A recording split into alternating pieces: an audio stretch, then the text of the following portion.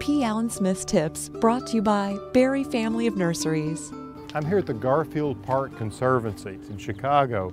But you know what's so interesting about this is that this is a wall of plants. They're hiding a building that is sort of a visual eyesore. It doesn't really fit the design, and so they've done this wall of plants that you can actually do in your own home. If you look closely, you'll see there's a series of these units, and each unit has 16 pockets for planting. These extend about 10 inches out from the wall, and there's a drip line that runs across the top here, and here, and here, and here. And there's a slow drip of water and fertilizer that feed these plants.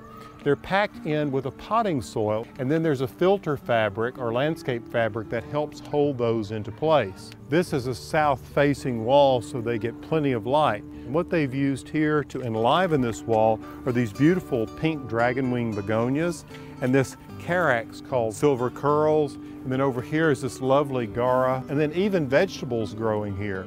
If you do this, you're going to want to make sure that you mount this wall on something that's very sturdy and solid, something that can take moisture. Probably a wood wall wouldn't work unless there's a nice space between it so you can get plenty of air circulation.